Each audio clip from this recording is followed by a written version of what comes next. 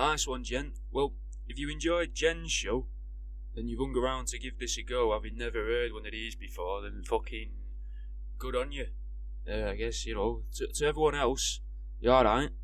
I'm the world around you, and this is Pause for Thought on Threshold FM.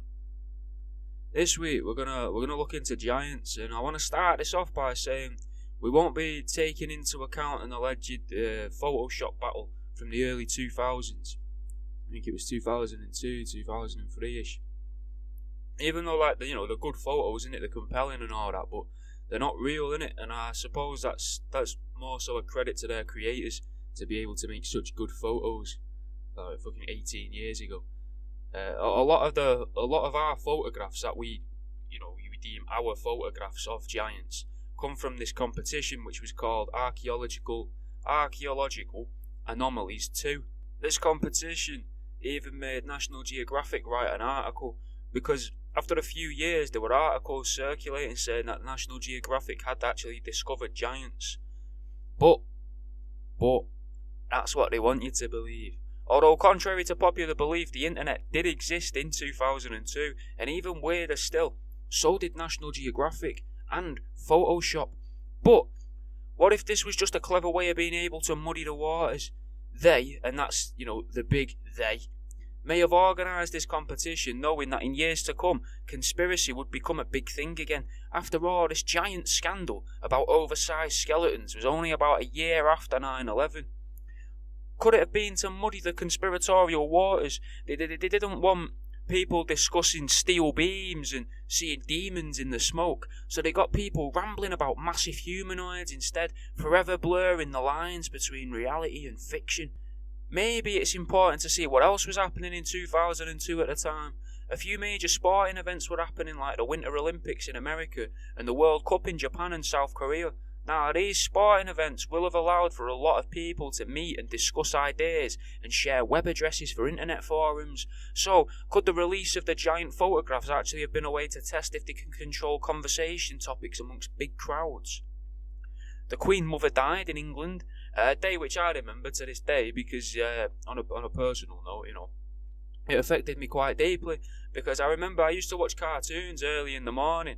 And I think I was trying to watch Pokemon that morning, but it didn't come on because of her death. All the cartoons got cancelled, and there was like an announcement saying the Queen Mother's dead. There was a lot of countries that year that got added into NATO. So we briefly, I think, mentioned that in an episode of Truth Seeking the other week. These countries were Bulgaria, Slovakia, Estonia, Latvia, Romania, Slovenia, and Lithuania. That Truth Seeking, what I'm on about there, is another show I do live on a Thursday at 7 PM with me and Jimmy Budd. And if you haven't heard that show about geopolitics, and you may not actually know why NATO is or isn't significant, I don't want to ruin it for you, in the realm of geopolitics. Anyway, I've read on the internet that it's pretty much, the whole idea of NATO is pretty much like a five-a-side team, with America as one captain looking to make a bigger team than Russia, the other captain. Or at least that's what it was originally for. But now the neighbour's got his mates over from school, and there's way too many feet for one ball. So it's just now the whole thing just seems to become like a game of red arse instead. But this isn't about NATO or geopolitics, it's about a much bigger issue, giants. So one way that the dirty great big so-called they, I'm doing air quotation marks when I accentuate they, one of the ways that they managed to trick people into believing that giants weren't real was by releasing Ice Age, a film that glorifies giant creatures, but the humans in the story would have regular size, like they have a little baby in it in the first one, and he's just a normal sized baby, he's not a giant, like everything else is massive, except the humans are normal size, mate, it's ridiculous. And that came out that year, adding to the general confusion of the moviegoer and sci-fi buff alike, though. They also released Star Wars Episode 2, Attack of the Clones. But they released another science fiction regarded by some as an epic, Lord of the Rings, The Two Towers, a film that refuses to mention steel beams, petrol-melting buildings, and not even any controlled explosions, a film entirely dedicated to a strange, vertically challenged race of jeweller and a walk in the woods. But there were giants in the Lord of the Rings, like, somewhere. And that's my point. They keep them in what is considered to be believed as make-believe, but much like the Bible, the Lord of the Rings is based off of a story written well in excess of over 50 years ago, and both of them include and contain giants. Let's have a song. This is On the Boulevard by Royster 59, Knots and Adonis. Anyway, let's get into giants. There are reports of 11-foot high men and huge skeletons of Native Americans.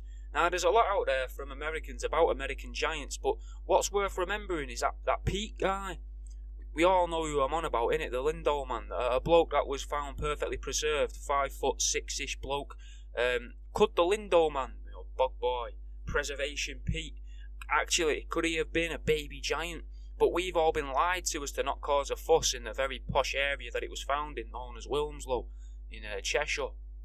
Could we be giants too, just younger versions of them? Maybe there are things happening to our air that restricts our growth so that more of us can coexist together, because if we were all massive giants then we'd take up too much space, but if they keep us as young giants, like 6 foot or something, that's much more manageable and easier to contain. We don't have to build buildings nearly as tall.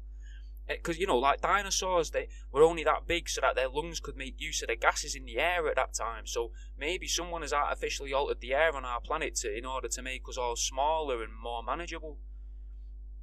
Because, whatever happened to chemtrails? There used to be thousands of hours worth of that sort of thing filling up my YouTube history and suggestions. Then the rumours of the CIA admitting that they were real. And then after that, fuck all, it just seems to disappear into the ether, like the chemtrails themselves. Could that have been a test to see how we'd all react to being told? Just like they did when they said that there was alien life on Mars? Who knows? I may have mentioned this before, but we do know that there is a history of chemicals being introduced to the air that altered the effects of human behaviour. Not chemicals thrown in the air by a seedy South American taxi driver. I'm not talking about scopolamine, like a fucking that drug that you can just fling in the air, and if you go like that and get a little bit of inside you become a zombie that does anything at all. I don't mean that. I'm talking about the leaded fuel that was used in the mid-1900s, because I've read headlines and some sentences that suggest that many violent acts of those time periods could be put down to the lead being pumped into people's lungs at ground level. But back to something we can touch, because there isn't any lead in petrol anymore, so I guess there's nothing to worry about there anymore. Giants, giants, And I'm currently sat looking at a photograph of a very small man with 2 larger men, and it's not niche gay porn, it's actually a photograph of regularly sized Captain Frederick Cook in 1901, standing in between 2 giants. The photo was taken during his travels between a place called Patagonia and Antarctica. Patagonia is like South America, like right down on is it called the peninsula, the lower point of South America, the most southern point, should we say. It was taken whilst he was exploring the islands in that area. He was also allegedly the first man to reach the North Pole on foot, or at least the first white man to do it like that I can find evidence of.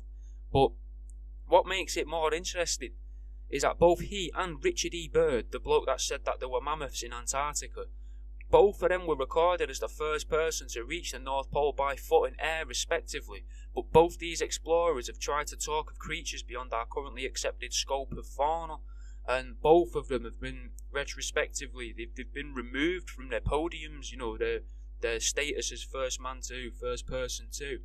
They've removed that. Now, is that because they've been talking about mammoths and all this other stuff, or is it just to discredit the stories because they don't want people thinking there could be more than what they're told? Yeah, I mean, we may never know. We might never find that out because it's like 100 years ago, innit? But the giants that Cook spoke to and was photographed with were around 7 foot tall, so that's not massive, innit? That's not that big. But there are 7 foot people today who apparently the children of these giants could be around the size of the Peak Man of Wilmslow. So could it be that giants, or indeed humans, are supposed to be grown in the ground? And like Benjamin Button is more of like a documentary, because at the end of Benjamin Button, I assume it starts like a zombie film and he comes emerging out the ground like fucking Freddy Krueger and climbs out the ground. Maybe for some reason time's being reversed and we see time as it's going forwards and it's normal, but maybe it's actually going backwards, and that's why we come out of the ground. Maybe humans are supposed to be grown like potatoes. Maybe that someone's reversing time to try and figure out where one particular lineage comes from. Because people are supposed to be searching for a so-called bloodline, I guess, like the Holy Grail, the bloodline or whatever. So maybe time's going backwards and we're experiencing it all, but we live our lives going forward, obviously, because that's all we would know. But realistically, we're going backwards, and because the end of your life and the start of your life is somewhat similar anyway, isn't it? But fucking getting a bit off track there. Right, we don't know because we don't know if humans are supposed to be grown in the ground like giants, and it's unknown because the British Museum, we can blame the British Museum because they've taken the best Pete that we'll ever know and shoved him in the equivalent of a fish tank, stopping him from reaching maturity and saving the people of Cheshire from the rampaging megalithic man of the Moss Man. Maybe that's as close as we'll ever get to like a modern cryptid in England. Of course, like down in the southwest, they've got the Owlman of Cornwall, but many believe that that's just a sex offender with a ladder who likes to knock about in trees, in cemeteries, and perv on young women. We don't really have any real cryptids. I mean, we got Nessie, but that's not enough for me, innit? I want a Moss Man. Did you know that Sir Francis Drake once had a group of giants in San Francisco, and they tried to crown him king? There was records of that on the internet. It's all recorded in a biography that was written by Drake's nephew. Some of these giants were only around 7'6", but I mean that's still pretty sizable, isn't it? They roared apparently and lived life as a chaotic tribe. Other giants were found along the Mississippi River as well in America, and they were said to be 11 palms in height, which I don't understand because when I did that against my door, that comes out at about 5 foot. So I must be using that wrong. Maybe it's from like the base of your palm to like your wrist to your fingertip, but I'm not sure. I thought it'd just be the width of your palm. Either way, that's not that tall, 11 palms in height. And they were living with a race of pygmies who were actually around 5 palms in height. And as I say, it's not very big when I measure it against the door, but when I measure it against something smaller like my girlfriend's lunchbox, it's fucking massive, mate. Like if you compare 5 palms of anything next to, like compare it to a pencil, mate, it's huge. So I don't really know what we're comparing it against. Are we to believe that people were the same size as what they are now? Back when Sir Francis Drake was knocking about, getting around on his boat, fucking, I assume, killing people, living some form of nomadic piratey lifestyle. But I don't know much about him, innit? Very, very little. I've never heard of him till I moved down south. But it gets weirder though. It does get weirder because if you, instead of palms I'm thinking palms in as well, as like the human hand, but there's other types of palm in it, so they're even bigger and it makes more sense that they would be giants if you take into consideration palm trees and their leaves. And astonishing, when you think really, because according to Google, these trees hadn't even been discovered until the late 1700s. So maybe that was like a new measuring system at the time. We'll use palm tree leaves to measure big things. Around the river, there'd been discoveries of bones. Bones left by both giants and the pygmies in the Mississippi River around there. And it's weird to think that they'd live alongside each other. And I know that's what you're thinking. Why would someone so tall live with something so small? But that's not all that true. That it's that weird, is it? Because that's not all, tall people and short people are always inexplicably entwined with one another. Tall guys like short women acknowledge tall men. Short fellas love tall women, and tall women acknowledge short men. There are talks of people finding a giant from the Caribbean islands, or taking him all the way to Spain by boat, with reports tied to it that these giants being manipulated to stay small, because no one has recently been applying a magic ointment to the bones of these children. Now you can take from that what you want, but that's pretty much verbatim what I've read. It's fucking mental. I've summarised it, but almost all I've done is shorten it down. They believe that someone took a giant from the Caribbean islands, took him to Spain or her to Spain, but that giant was made to stay small because as I said, a magic ointment, which I couldn't find fucking anything else about, was used to be directly applied to the bones of children, and that would help them to grow or stop them from growing. It wasn't clear, but fucking thought it was fascinating me to find. That's fucking mental. Imagine that. Imagine the surgery. Oh, he's going in for his bone rubbing on Wednesday. Wish him luck. Get him a card. Get her some flowers. Get a box of chocolates. You don't want to get the small box. It's going to be massive by the time it's over. Don't make any fucking sense, mate. It's mental. Anyway, there's other stories of a group of 7-foot plus Irish sounding giants. So giants that sounded Irish, had Irish accents and that, which again, fucking weird. They had cultures and similarities that tie in with Southern Ireland today, according to one of the things I read on the internet. They were said to be white, very tall, and bearded with Irish accents. That's what I could find on them. So, could that mean that the leprechaun itself, the myth of the leprechaun, is a bit of a lie? A myth pushed by the giant hiders to make people associate the Irish with an angry, gold-hungry little person, rather than to associate the Irish with these massive giants. But I'll tell you what though, if you ignore the beard, the Irish accents, and the culture, and just hear tall and white, that links these creatures here to aliens, also known as the Tall Whites, associated with aliens such as like Val Valiant Thor from Venus, the inner hollow Venus Val Valiant Thor came from, supposedly. And the alien link would explain why the leprechaun is always obsessed with gold, because many believe that aliens came here to harvest our gold. So what if in reality the giant population of Earth cohabited with the pygmies in order to fight off the aliens? Or what if the aliens brainwashed the pygmies to search out gold, conditioned them like you would a seeing eye dog, except instead of looking out for cars and drop curbs, the pygmies were made to sniff out gold from under the surface of the earth? That could be why they were good at it, because, that could be why the pygmies were better than the giants at sniffing out gold from the earth, like some form of prized pig, because obviously the pygmies' nose will be closer to the ground than the giant's nose, making them better at sniffing out gold. Fucking hell, maybe the reason that they lived alongside giants is because they were all enslaved, and then they paired with one another. The little ones sniff out the veins, and the giants rip it from the ground. So all of them were possibly enslaved. And then they would pair them together. Be like, right, you're going to take one giant and 3 pygmies, send them off. That giant there's a bit weak, so we'll just give him the 1 pygmy. That pygmy there is pretty strong-willed. We haven't broken him yet, so we'll give them 2 giants. That rowdy giant there and the quieter giant who follows the rules. We'll bunch all of them together and push them out. They don't need tools, because obviously the giants are fucking massive. They're the size of 11 palm leaves tall, which is fucking huge. It's probably bigger than a house. So they could just fucking rip dirt out of the ground. They would have hands like literal fucking buckets, I'd assume. They could make fucking cup their hands like you do when you're going to fire water out the palms of your hands, and they could just do that, mate. Fucking rip them out, like pulling trees out of the ground like we'd pull a fucking leaf out of the bottom of our shoe. Fucking gotten a bit distracted though there, to be fair. You can see where I'm going with that, innit? Because it wouldn't make sense to do it the other way around.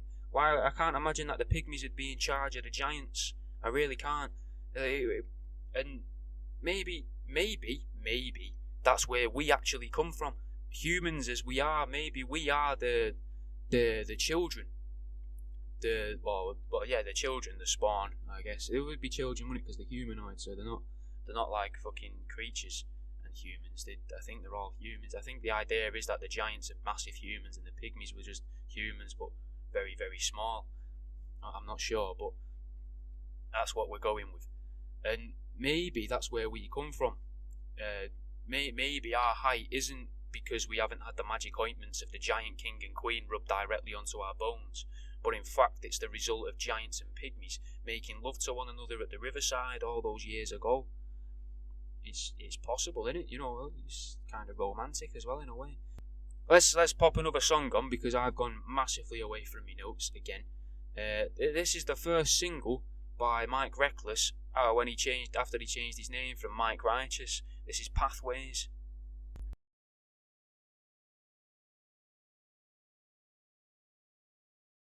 According to Hugh Newman, a name suspiciously like huge human, there were bones from giants, more specifically a 3-foot-long thigh bone from a giant that was on display in a museum until it was removed because of the Nagpur Act in the 1990s. The NAGPRA Act is an American act, American law. It stands for the Native American Graves Protection and Rehabilitation Act. And I don't know if there's other laws in existence like this, but I think it's fucking proper interesting to see like a mummified Egyptian in a museum. But realistically though, you do just look at it and go, fucking mad, innit, that's not rotted away. That is all you do in a museum when you look at a mummy. You don't do anything else. You're not allowed to fucking lick it. You're not allowed to flick it. You're not allowed to feel what it feels like. Stick your hand in the goo beneath the fucking bandages. You can't unbandage it to see what it looks like. They don't do that. You just look at it and go, look at that. That's mad, that, innit? And you carry on your journey then, around the building towards the exit. That's all a museum is basically a fucking queue with scenery. But no matter how interesting it is, it's still fucking weird to think that at some point someone found a tomb that was presumably full of interesting items, and they thought, you know what we'll do? You know what? Fuck it, we'll have that dead guy and all. Shove that dead guy on the back of the horse. We'll take him and all. Get the jewels, obviously. Get the jewels. Get the gold. That silver bit there. Yeah, bring that. That looks like an arrowhead. Bring that. That's good. Leave the ray guns. We'll leave them. We don't know what they are. They look scary. Bring the dead guy. It's fucking weird, mate. I find it odd that we need a law, that we need laws to say to people, you stop fucking digging up graves, you mad cunt, pack it in. But we do, because archaeologists exist and anthropologists, and people have made whole careers out of digging up dead people. And people genuinely, literally made careers out of digging up dead people, didn't they? Like fucking Burke and Hare, was it, that fucking was selling people's body parts and that they just died. Anyway, a giant's bones, though, you can understand why that would get put in a museum. Not many people even know that giants exist. This might be the first time that you're hearing that giants existed anyway today on Pause for Thought on Threshold FM. A Threshold for FM exclusive, mate, there, you know. But these bones were supposed to know that it's a giant's tibula or fibula, the fucking leg bone. And I don't know how they would know that, but your first thought would be, fucking hell, they must have the giraffes here or something, innit? Like, or obviously dinosaurs. But then you've got a lot of people that think dinosaurs are just a lie that have been made up by scientists, or the big they, the people that are paying scientists, according to these people. But I honestly question that dinosaurs are, made up. Like that process, that thought process, you got to question it, innit? Because dinosaurs, really, and the invention, or the so-called invention of dinosaurs, they're the only thing for me that makes a trip to the museum worthwhile. But I suppose it's kind of weird that the thing that they've made up to hide the fact giants exist is just as interesting as a giant itself. I mean, that gives it some credence. Like, fucking hell, there was giant people. We should, we're gonna have to make them big. But what's a big thing? What something you're gonna want to know about, but then never want back again? You're gonna be happy that they're gone. Fucking giant snakes and giant lizards, mate. And fucking angry giant birds that want to fucking fly around and rip your head off. Like, that'll just shut people up, innit? People don't care then. They're like, oh, fucking hell, I'm glad they're not about anymore. Whereas when you find out that, you read, the humans came and fucking acted a genocide, or whatever I don't know what the word is for the verb for committing a genocide. Is it just committing a genocide against giants? Like, where the fuck? You wouldn't be happy, would you? You'd be like, fucking hell, that's horrendous. But against massive lizards, mate, that's buzzing. You're fine, it's sound, because a fucking meteorite did the work for you. And even then, the people that believe in... it's mad. The people that don't believe in dinosaurs still believe in that meteorite, but they don't believe it's a meteorite. They believe it was a weapon from aliens. It's fucking mental, mate. I love this sort of stuff. But they, like I was saying, anyway, they're as interesting as one another, innit? The giants and the dinosaurs. They're on, like, to me at least, they're on a par. Like, both of them are fucking fascinating ideas. If you said to me, look at this dead giant I've just found in my neighbour's garden, I'm fucking on my way there, mate. If you bell me and you say, come and look at this velociraptor I've just found across the road in Fat Barry's garden, I'll be there as soon as I can, mate. But it's always going to be a bit of me in my head wondering, why were you making pits in Barry's garden in the first place? Like, what were you looking for? If you didn't expect to find a velociraptor, if you didn't expect to find giant bones, what did you think you was going to find in Fat Barry's, mate? So, maybe the only reason that we have fossils from big creatures is because we went around finding them all so that we could lie about what they are. Or maybe someone went and buried them to hide them thousands of years ago, to hide the fact that giants even existed. Maybe they're like a sort of like a ginger person, and if you get too many of them in an enclosed space, the universe takes magical turns. What's weird about the idea of the giants is it seems to be that the believers of it seem to think that we've gotten smaller as time goes by, rather than the commonly accepted idea of people getting taller as times go by. And you gotta wonder, do people just like a fucking argument? Because I again, this has been an hard one to research, man. Evident, like, people genuinely believe people have gotten shorter since the giants existed. Which makes sense if you believe that giants existed, because yes, we are smaller than giants, but it's fucking mad, mate. Like, you listen to people talk about the giants, and you hear a lot of them discuss about how there was 7-foot skeletons found all over the place, but I guess if you only focused on how 4-foot skeletons were found, you could say, look at all these small skeletons we found, and it doesn't really feel like it proves anything to go, oh yeah, we found all of these skeletons and these people were 7'4", we found loads of them. And then to disregard all of the 5'6" skeletons that they found in the same grave kind of thing. We don't know if there was or if there wasn't, but that does seem a bit of an oversight kind of thing with this. And it's not normally, on these shows, I don't normally come at it and be like, I don't believe this one. And it's not that I don't believe it. It's just that it was a sort of a new thing for me to explore, and I thought there'd be quite a lot on it. But again, like I keep saying, man, there's not loads. As long as you don't go down the religious route of it all, there's not a lot there. Obviously, you've got stuff to do with the Nordics. They believed that there was a realm that was just giants, Ynmir or something like that, I think it was called, just off the top of my head. I'm probably wrong. Someone let me know in the Discord, if you know that off by heart. And I've spoke about Nordic stuff as well in the past shows, and I know I do tend to go on about religious stuff a bit, but there are a couple links in this though, at least to one past show, and that's a giant skeleton that was found near somewhere called the Serpent Mound. I think it was called the Serpent Mound, but that so-called serpent that made the shape of the mound, that was known in the area as the plumed serpent, a serpent with wings or feathers, a lot like Quetzalcoatl. That was called the feathered serpent. Then what makes another weird link to all this stuff is that someone in 1903 discovered a sealed jar of corn, the seeds, the corn seeds, and that was found 60 feet beneath the surface, and that was accompanied by an 8-foot skeleton, which is fucking weird, isn't it? That is odd. Then, what makes it weirder and ties it all in together with other episodes is that when that corn was planted, it produced a new type of a very efficient corn plant, which were then shared amongst a lot of farms. And it gets me thinking. When people say things like they're industry giants, when talking about some of the biggest corporations in the world, because obviously, the idea of some corporations have made new corn seeds, possibly, they're big corporations, but could we just be left to believe that they mean that they're just massive companies, when in actual fact, there are literal giants knocking about in these offices? Maybe that's why the buildings are always so big. Maybe they're made to look like the 40 floors, but in reality there's 20 floors for average-sized humans, and then above that, or even in between, there could be 10 floors for giants, and that's the actual reason why you see areas of buildings that aren't accessible to the general public, because then people would know that the windows of skyscrapers aren't always a couple of feet from the floor, that some of the windows of skyscrapers are actually a few meters from both the floor and the ceiling, because obviously they need to make these floors bigger, like more sizable, for the giants to be able to move around in more easily.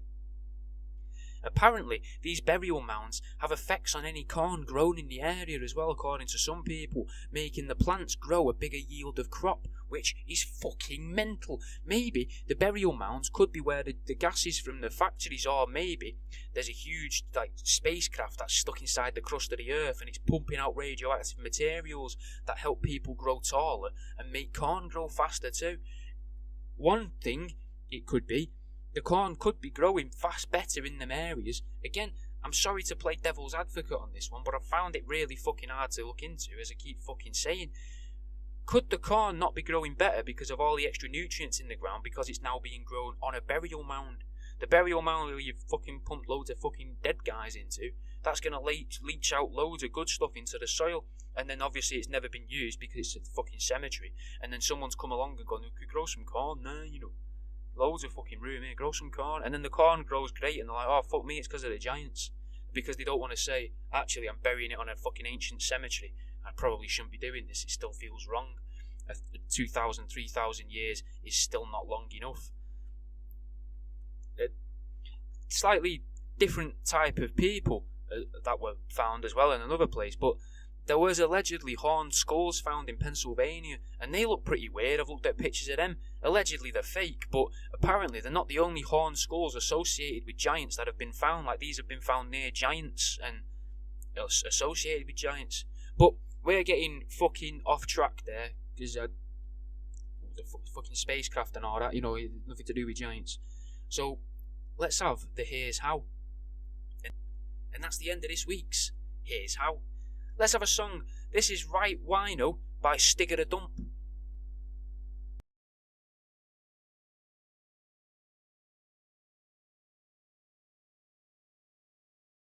What I don't understand is, if there were giant versions of animals that existed today, like, giant sloths and giant sharks, then why couldn't there be giant humanoids? Just how these giant creatures died out, the giant humanoid creatures may have died out too, but some people believe these giants came about from the sexual advances and or rapes performed by angels or aliens or the fallen stars, depending on what information it is you've consumed. The giant humanoids are sometimes referred to as the Nephilim, and there's stories of them being born with legs like tree trunks. Now, obviously, realistically, a tree's always going to have a trunk because it's a tree, but even as a sapling, I guess, and just, a little odd detail, did you know that when a tree is about a metre or so tall, it's called a whip? Completely unrelated, but I know a little bit about plants, so, I thought I'd share that with you, show off me knowledge. But the tellings of these stories seems to want to make you believe that these pairs of tree trunks were from, well-established trees. So imagine these ancient women giving birth to rugby players. That's what you've got to see in your head. A fucking, 4 foot, 5 foot built like a brick shithouse rugby player. Fucking emerging. Would they emerge? They'd fucking tear her from arse to mouth as these fucking infantile rugby player fucking aliens creep out of the carcass of a dead mother. Except, the mothers didn't die. A lot of them managed to give birth naturally. Some even believe that these children were birthed as a literal favour, not as a sacrifice, but as in like a payment to the quote-unquote gods. Like what a weird bloke who owns a flat might do with his student tenants, except in return for allowing the alien beings to slip them a length, the women's people would be bestowed with knowledge beyond their time, allowing their tribes, towns and lands, the countrymen to overcome obstacles and enemy forces alike. Not like, the weird landlord who's saying, oh, if you toss me off, I'll shave a £5 off your bill every week. And then, that escalates and before you know it, you're in a relationship with your landlord from 3 flats ago, and you feel bad about saying no to them, but you don't really need the money off your flat anymore. Then they're just giving you a £5 a week, and it snowballs, doesn't it? And that's what people believe happened here with the Nephilim and that. They got a bit too big for the boots, if you like. But I was thinking, if there are any animals that would be scarier if they were made into giants, then one of the more obvious ones you got to think of being a giant animal would be a pigeon. Imagine the state of them, mate. Fucking 15 foot tall pigeons would be fucking terrifying. Especially when they start shagging each other outside the Wilco's and that. Because do you stand and watch? Do you throw them popcorn to feed them? Would they even eat popcorn anymore? Would they have moved on to things like bigger fruits like apples? Bigger foods like whole apples and that? What would they eat? Like, how would they survive? Obviously plants would need to be bigger, innit? But I guess for a pigeon to be deemed a giant anyway, it would only really need to be proportionally bigger than the regular pigeons, just like giants are proportionally bigger to us. So even just like a metre tall pigeon would be pretty scary, especially if they still lived in these massive flocks in city centres. I reckon everyone would feed them in the streets just out of fear that they might follow them home and shit on the cars. Imagine how good windscreen companies would really do. Like, they'd fucking benefit, wouldn't they? They'd fucking do very well. There'd be adverts for new windscreens all the time if we had massive pigeons knocking about. Or would the windscreen companies would they find ways to manipulate birds into becoming bigger? Is that what happens? If birds start getting bigger, maybe it's not because they're robots and the drones, maybe it's windscreen companies and windscreen manufacturers and repairers, mechanics, making these birds grow bigger so that their shits get bigger and heavier, and there's more of a possibility that they could crack your windscreen. But if birds were becoming bigger because of windscreen manufacturers, wouldn't that make would it make trees stronger too? I mean, think about it. If giant pigeons existed, then they'd rest in trees potentially, and they'd break the smaller branches off, but that'd mean the trees would take in less nutrients, meaning that they would grow less, meaning the ones with thicker, stronger branches would survive, and they'd spread their seeds into the fertile, unsuspecting soils, just like the alien observers inseminated the populations of Earth. Meaning that the women who didn't survive the childbirth wouldn't survive, meaning these new demigod children may not survive because they can't be breastfed, meaning that the women who could survive the traumatic births would also be able to go on to have other children so long as the alien ejaculant wasn't radioactive and hadn't warped the wombs. The regular thoroughbred children could go on to have children who would be genetically more likely be able to birth these alien creatures next time the stars fell to Earth. Maybe the ejaculate of the gods leaves a sort of marker in these people, and it's not the children of the gods and the women that create these legendary bloodlines that the aliens apparently search for, but maybe it's the children of the women with mutations from radiated cum that created the bloodlines. But, and now this is a big but, what if some of those aliens weren't into humans? It makes sense, doesn't it? Because the humans aren't aliens, innit? And the aliens would fuck the humans, so it would make sense that they didn't all want to fuck humans or even, human women. I'm not trying to suggest that the gods were gay, because I don't know if that counts as them being gay if an alien male fucks a human male, just in the same way as if a human guy fucks a male dog. It doesn't make him gay. Sexual deviant, yeah, but not gay. Even if the human man allows or trains that boy dog to insert its red rocket into his spaceport, it's probably not gay. Super fucking weird, but this is only my opinion. Not gay. He's just a dog botherer. I say just a dog botherer. I mean, you're never just a dog botherer, but there's clearly other issues there within that person's head. But these aliens were supposedly coming to Earth and having relations with these creatures that were of another species, humans. Now, who's to say that there wasn't some that were a bit more open-minded, that decided they wanted to fuck a horse, and that could be where giraffes come from. Many of these aliens in religious stories get mentioned as having horns, so that'd explain the horns on a giraffe, I guess. But maybe there were some aliens that were a bit slower than other aliens. Not slower intellectually, but slower in speed. Maybe they saw the original sloths and thought, that'll do.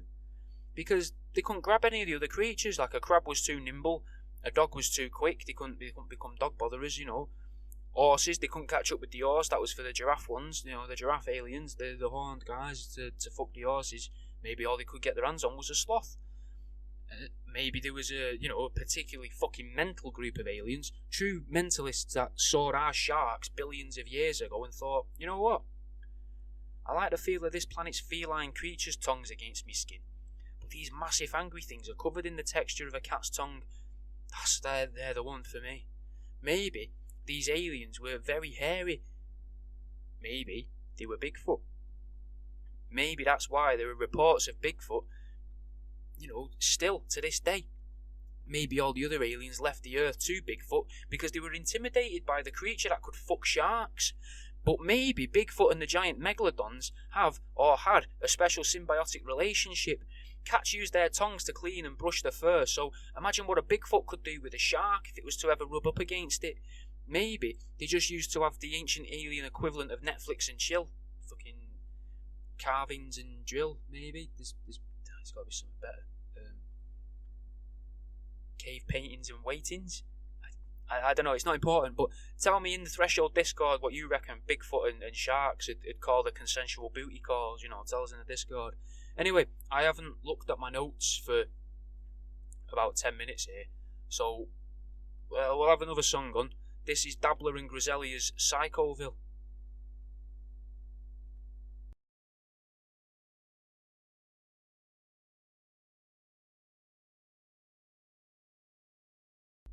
And that's it for me this week. You've got a few spare hours until HDR starts at 4, so go and give Truth Seeking with me and Jimmy Budd. Give that a go and let us know what you think. Or fucking listen live, mate. 7 PM every Thursday. I'm the world around you. This is Pause for Thought, and you're listening to Threshold FM.